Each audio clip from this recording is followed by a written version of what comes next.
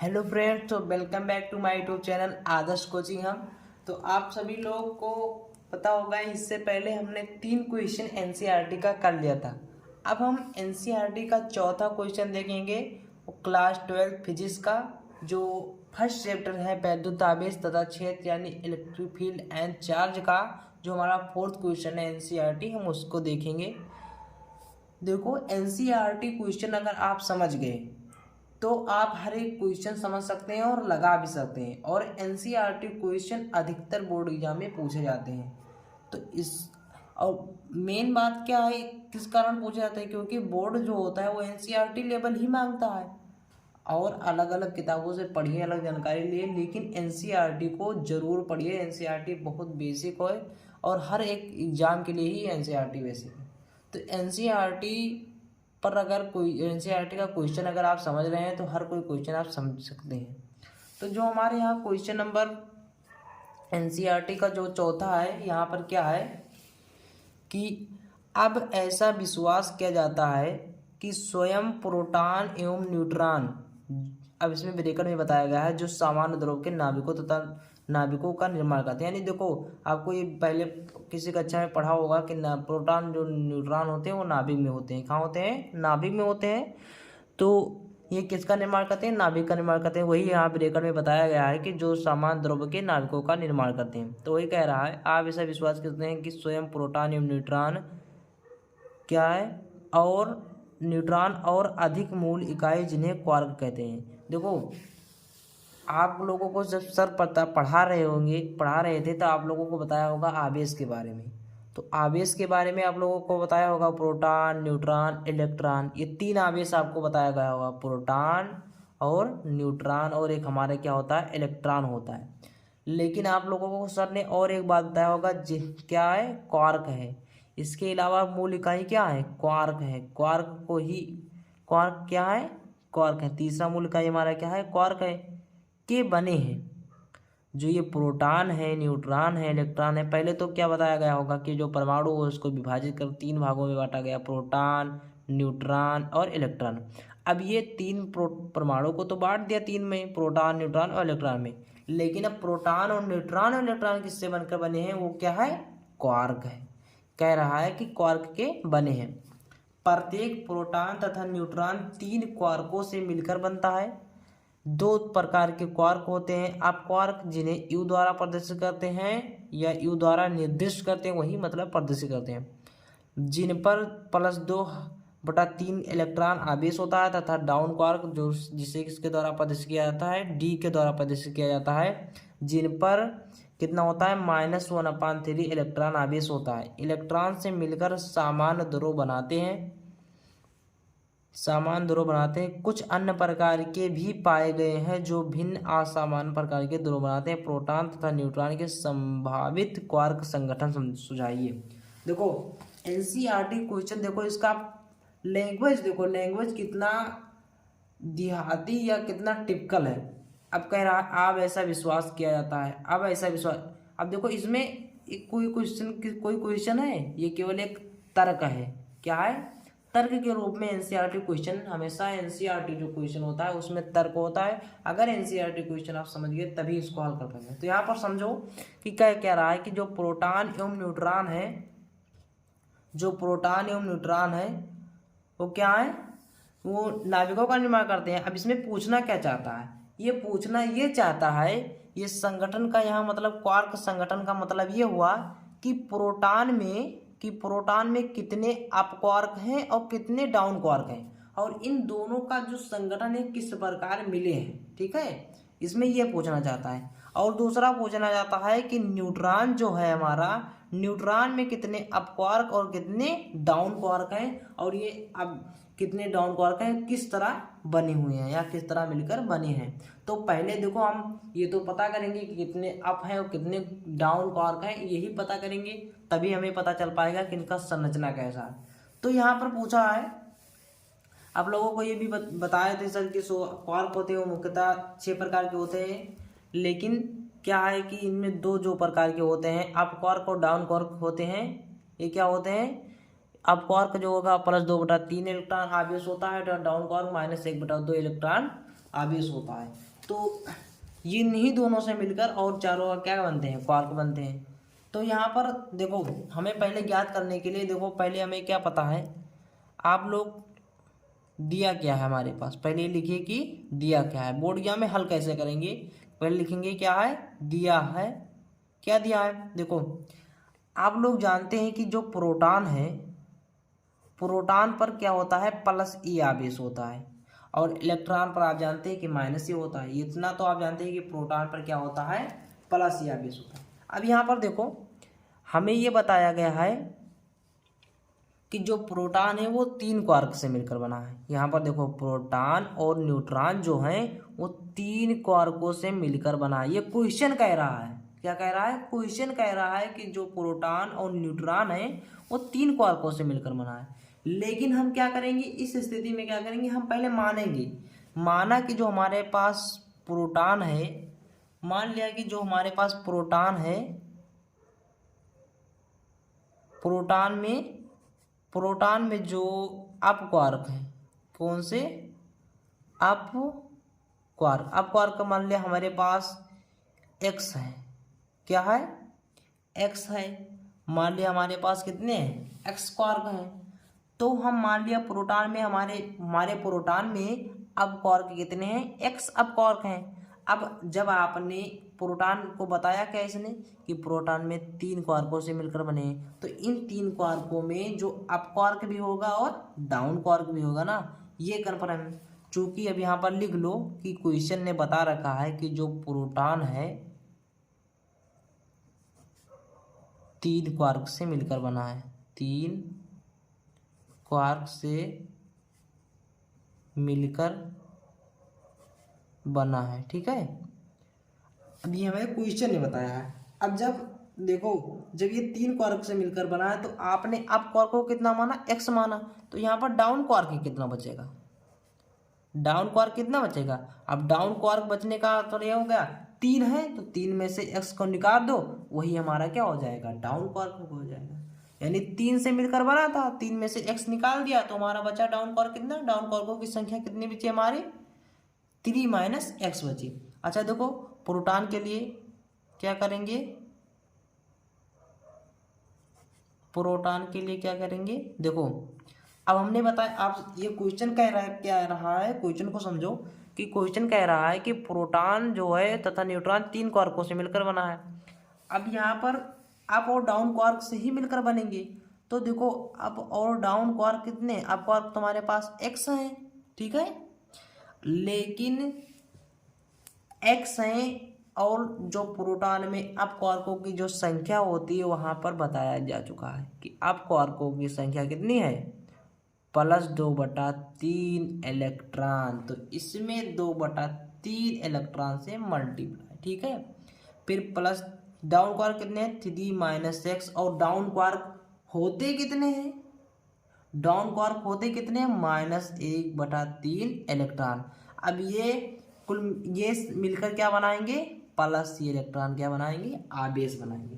देखो क्वार्क से ही मिलकर तो प्रोटॉन बना है, और ये प्रोटॉन का आवेश तो ही है, क्या है, प्रोटॉन का आवेश ही है, तो ये प्रोटॉन का आवेश मिलकर बनाएंगे। देखो यहाँ पर कितना हो गया, 2x/3 e +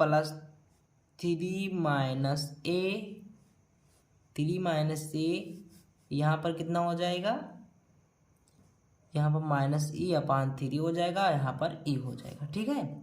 अब इसको अगर हल करें हम तो कितना हो जाएगा, ये हो जाएगा, इसको हम क्या करते हैं, कॉमन ले लेते हैं। यहाँ पर e कॉमन मिला, यहाँ पर e कॉमन मिला मल्टीप्लाई में। अगर यहाँ से e कॉमन ले रहे हैं तो यहाँ पर हो जाएगा 2x/3, और माइनस कितना हो जाएगा, माइनस हो जाएगा हमारा 1 प्लस, देखो यहाँ पर देखो अगर माइनस से यहाँ से कॉमन लिया तो ये 3 इसके नीचे आएगा, तो 3 से 3 कट जाएगा, तो यानी 1 बचेगा, और ये 3 इसके ये यहाँ माइनस है, तो यहाँ माइनस प्लस का माइनस हो गया, यहाँ माइनस माइनस प्लस हो गया, और यहाँ ये अपान कितना हो जाएगा, 3 हो जाएगा, इक्वल टू कितना है, ई है, ई से ई कट गया। अब इसको जब हम हल करेंगे, ओहो यहाँ पर एक्स है, अब इसको जब हम हल करेंगे तो कितना आएगा, इसको हल करने पर तुम्हारा आएगा, इसको हल करने पर आएगा तुम्हारा x बराबर जो आएगा वो आएगा 2 आएगा। ठीक है, इसको हल करने ना x बराबर कितना आएगा, 2 आएगा। अब देखो आपने माना क्या था, x बराबर कितना आ गया, 2 आ गया। अब आपने माना क्या था, आपको और कितने माना था, आपको आर्क हमारा यहाँ से कितना निकले, आपको आर्क आपने x माना था तो x बराबर कितना आया, तो यानी 2 आया। और डाउन को आर्क कितना माना था,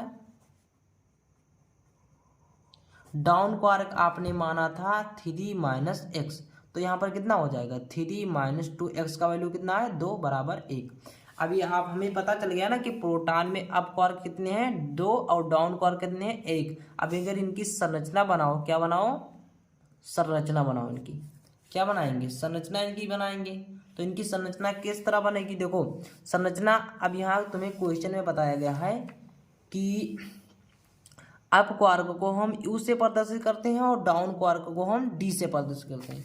तो यहाँ संरचना में हम बनाएंगे, देखो संरचना में कितने क्वार्क, अप क्वार्क है 2, तो कितने हो गए 2u, और डाउन क्वार्क कितने 1, तो यहाँ होगा डी, 1 हो गया। ठीक है, यही तुम्हारा क्या है, संरचना, यही पूछ रहा था। और दूसरा क्या पूछ रहा था, दूसरा पूछ रहा है न्यूट्रॉन में। न्यूट्रॉन में आप लोगों को पता होगा न्यूट्रॉन का जो आवेश होता है वो न्यूट्रल होता है, यानी 0 होता है। ठीक है, क्या होता है, 0 होता है। अब यहाँ पर भी सेम जो हमने मेथड ऊपर, आप प्रोटॉन में क्या है सेम वही मेथड क्या करेंगे, न्यूट्रॉन में करेंगे। इसमें भी अब क्वार्क को हम क्या मान लेंगे, x मान लेंगे। और चूंकि तुमको हमने अभी लिखवा दिया है, अब यहाँ पर नहीं लिखते हैं कि वहाँ पर बताया गया है कि न्यूट्रॉन और प्रोटॉन कितने क्वार्कों से मिलकर 3, तो यहाँ पर डाउन क्वार्क कितने हो जाएंगे 3 माइनस एक्स। ठीक है, अब इसमें सेम मेथड वही लगा दो। सेम मेथड क्या लगाओगे, तुमको ये पता है कि इसमें हमने माना है अब क्वार्क कितना माना है, x माना है, और अब क्वार्क में होता कितना है आवेश 3 गुणे 1 इलेक्ट्रॉन, और फिर प्लस इसमें कितना माना है 3 माइनस एक्स, और यहाँ पर कितना हो जाएगा minus electron upon 3 is equal to कितना, आवेश कुल मिलाकर कितना आवेश बना रहा है, 0 बना रहा है। अब इसको हल करो, यहाँ से अगर हम क्या करें, हल करेंगे तो यहाँ पर कितना आएगा, यहाँ पर ई कॉमन लोगे तो ई जब यहाँ से दोनों में से कॉमन लोगे, यहाँ से ही कॉमन मिल रहा है, यहाँ से कॉमन मिल रहा है, यहाँ से ही कॉमन लोगे, यहाँ आएगा 0 हो जाएगा। और इसको हल करने पर आपको आएगा x बराबर 1। ठीक है, आप हल कर सकते हैं, इंटर में है तो इस x बराबर कितना आ गया, 1 आ गया। अब देखो, अब यहाँ देख लो क्या आता, अब तुम्हारा न्यूट्रॉन में जो अप क्वार्क है वो कितना होगा, अप क्वार्क को आपने x माना था तो यानी 1 अप क्वार्क आ गया, और डाउन क्वार्क को कितना माना था आपने, डाउन क्वार्क को माना था 3 माइनस एक्स, तो यानी 3 माइनस 1 बराबर 2। अब यानी यहाँ संरचना बना दो, संरचना लिख दो। देखो अप क्वार्क कितने आया 1, और अप क्वार्क किससे प्रदर्शित करते हैं यू से, और डाउन क्वार्क कितना आया 2, यानी डाउन क्वार्क को किससे प्रदर्शित है डी से। ये आपका क्या होगा, संरचना। अब अगला क्वेश्चन हमारा है क्वेश्चन नंबर 5। क्वेश्चन नंबर 5 में कह रहा है वायु में एक दूसरे से 30 सेंटीमीटर दूरी पर रखे 2 आवेशित गोलों पर क्रमशः इतना आवेश है, इनके बीच कितना बल लगेगा। देखो दिया क्या है, पहले लिखेंगे हम, दिया है क्या, दिया है यहाँ पर दूरी तो दिया है r बराबर कितना दिया है 30 सेंटीमीटर दिया है, और यहाँ पर Q1 कितना दिया है 2 गुणे 10 का घात माइनस 7 कूलम, और Q2 दिया है हमारा 3 गुणे 10 का घात माइनस 7 कूलम। अब आप लोगों ने क्वेश्चन पढ़ा कि वायु में एक दूसरे से 30 सेंटीमीटर दूरी, वायु में एक दूसरे से 30 सेंटीमीटर दूरी पर 2 आवेश होते थे, उनके बीच की दूरी r होती थी, और उनका जो आवेश होता था Q1 Q2। ये किसका नियम है, ये कूलॉम साहब का नियम है कि 2 आवेशों के बीच की दूरी का वर्ग उनके बीच लगने वाले बल की बहुत समानुपाती होता है, तथा जो उनका आवेश होता है उनके आवेशों के परिमाण के गुणनफल उस बल के समानुपाती होगा। तो कूलॉम का नियम यहाँ पर लगाएंगे, कूलॉम का नियम से। ठीक है, यहाँ पर हमारे पेज कम है तो इसके कारण हम शॉर्टकट मतलब थोड़ा इधर उधर लिख रहे हैं। कूलॉम के नियम से क्या है, यह बराबर Q1 Q2 अपान r स्क्वायर, और यहाँ पर क्या होता था 1 अपान 4 पाई एप्सिलॉन r। ठीक है, F इज इक्वल टू इसका वैल्यू कितना होगा, इसका वैल्यू होगा 9 गुणे 10 की घात इस 9 गुणे 10 की घात 9 होगा। और यहाँ पर Q1 का वैल्यू कितना 2 गुणे 10 का घात -7 कूलाम होगा। और Q2 का मान कितना है 3 गुणे 10 का घात -7। और R का वैल्यू तुम्हारा कितना है 30 है, तो 30 का स्क्वायर होगा। ठीक है, अब आप इसको हल कर सकते हैं। इसको हल करने पर कितना होगा, इसको हल करने पर आएगा हमारा जो कितना आएगा, इसको हल करने पर आप हल कर लेना 6 गुणे 10 का घात -3 न्यूटन बल आएगा। ठीक है, इतना बल हमारा क्या होगा दो आवेशों इन दो आवेशों के बीच में लगेगा। छठा क्वेश्चन हमारा है कि 0.4 माइक्रोकूलाम आवेश के किसी छोटे गोले पर किसी अन्य छोटे आवेशित गोले के कारण वायु में 0.2 न्यूटन बल लगता है। यदि ये दूसरे गोले पर 0.8 कूलाम आवेश हो तो दोनों गोलों के बीच की दूरी तथा दोनों गोलों के कारण पहले गोले पर कितना बल लगेगा। देखो कह क्या रहा है, कह रहा है कि कोई हमारा एक गोला ये है, ये गोला ये है, और इस पर कोई छोटा गोला एक ये है। इस गोले का जो हमारा आवेश दिया जा चुका है वो 0.4 माइक्रोकूलाम दिया जा चुका है। और इस आवेश के कारण, इस छोटे आवेश के कारण इस पर कितना बल लगाते हैं, इस पर कितना बल लगेगा 0 कह रहा है 2 न्यूटन बल ये छोटा गोला इस पर लगा रहा है। ठीक है, और इस छोटे गोले का जो आवेश दिया जा चुका है वो 0.8 माइक्रोकूलाम दिया गया है। ठीक है, तो आप लोगों अब इसने क्या पूछ रहा है कि इनके दोनों के बीच की दूरी कितनी है। क्या पूछ रहा है, इनके दोनों के बीच की दूरी कितनी है। तो इसको अमल करते हैं, इसको अमल करेंगे। यहाँ पर देखो, यहाँ पर दिया क्या है, दिया है पहले को पहला आवेश Q1 कितना दिया है, बड़े इस गोले का, बड़े वाले गोले का कितना दिया है 0.4 माइक्रोकूलाम। और चूंकि आप लोग जानते हैं कि 1 माइक्रोकूलाम में जो हमारा होता है वो 6 गुणे 10 का घात -6 कूलाम आवेश होता है। तो यहाँ पर 0.4 माइक्रोकूलाम है तो 0.4 गुणे 10 का घात -6 कूलाम हो जाएगा। ठीक है, 0. और दूसरा आवेश कितना दिया हमारा दूसरे गोले का आवेश कितना दिया है 0.8 माइक्रोकूलाम दिया है। तो इसको भी कूलाम में बदल लेंगे, 0.8 गुणे 10 का घात -6 कूलाम हो जाएगा। ठीक है, दोनों आवेश हो गए। दोनों आवेशों के बीच में बल कितना लग रहा है 0.2 न्यूटन बल लगा है। अब क्या करो, अब कूलाम साहब का नियम लगा दो, F बराबर 1/4 pi epsilon not Q1 Q2 upon R square. हमें यहाँ पर दूरी ज्ञात करना है। तो F का मान कितना है, F का मान दिया है हमारा, F का मान दिया है 0.2 और इसका मान होता है 9 गुणे 10 का घात 9। और यहाँ पर क्या हो जाएगा 0.4 गुणे 10 का घात -6 और यहाँ पर क्या हो जाएगा 0.8 गुणे 10⁻⁻6 अपान R स्क्वायर। अब यहाँ पर आप लोगों को हल करने पर R का मान जो होगा वो प्राप्त हो जाएगा, R का मान प्राप्त होगा 144 इंटू 10⁻⁻4 मीटर स्क्वायर। हमने इसको हल नहीं किया, आप लोग हल कर लेना क्योंकि वीडियो ज़्यादा लंबा हो जाएगा और टाइम भी उतना ज़्यादा हो जाएगा। अब यहाँ पर R का मान आ गया। पहला क्वेश्चन हमारा क्या पूछ रखा था, पहला क्वेश्चन पूछ रहा था दोनों गोलों के बीच की दूरी। तो दोनों गोलों के बीच की दूरी हमने बता दिया, कितना आया 144 गुणे 10 का घात -4। अब दूसरा क्वेश्चन पूछ रहा है, दूसरा क्वेश्चन आपसे पूछ रहा है कि दूसरे गोले के कारण पहले गोले पर कितना बल लगेगा। देखो दोनों, पहले नंबर तो दोनों गोले क्या है प्लस प्लस, ठीक है, दोनों गोलों के आवेश क्या है पॉजिटिव है। तो भैया जब पॉजिटिव है तो करते क्या है, रिपल्स करते हैं, यानी प्रतिकर्षित करते हैं दूसरे को। तो अगर ये वाला इस पर 0.2 न्यूटन बल लगा रहा है तो ये भी तो इस पर 0.2 न्यूटन बल लगा रहा है। तो आप दूसरे क्वेश्चन का आंसर लिख देना कि दूसरे गोले के कारण पहले गोले पर 0.2 न्यूटन का बल क्या लगेगा, 2 न्यूटन का बल कार्य करेगा। जितना उस पर लगा था उसका उतना ही उस पर लगेगा। ठीक है, तो यहाँ तक हमने कितना क्वेश्चन किया, 4 से 6 क्वेश्चन किया और तीनों क्वेश्चन भी अच्छे ही बोर्ड एग्जाम में पूछे जा सकते हैं। तो आप लोग एनसीईआरटी सवाल जरूर लगाएं। एनसीईआरटी सवाल पर ही आप अगर कमांड बना रहे हैं तो हर एक क्वेश्चन कर ले जाएंगे। ठीक है, तो अगर वीडियो अच्छी लगी हो तो प्लीज़ ज़्यादा से ज़्यादा इसको शेयर एंड सब्सक्राइब करें और चैनल को ज़्यादा से ज़्यादा सपोर्ट करें, जिससे हम और अच्छी अच्छी वीडियो प्रोवाइड करवा सकें। और सर कुछ दिनों में ही वीडियो आप लोगों को क्या करवाएंगे, प्रोवाइड करवा देंगे। और किस दिन में आप लोगों का डिजिटल बोर्ड आ जाएगा, जिससे आप लोगों को डिजिटल बोर्ड पर पढ़ाया जाएगा। ओके, तो हम इसके आगे इसके आगे हम क्वेश्चन जो होगा, जो छठे क्वेश्चन के आगे हम कल देखेंगे अगले वीडियो में।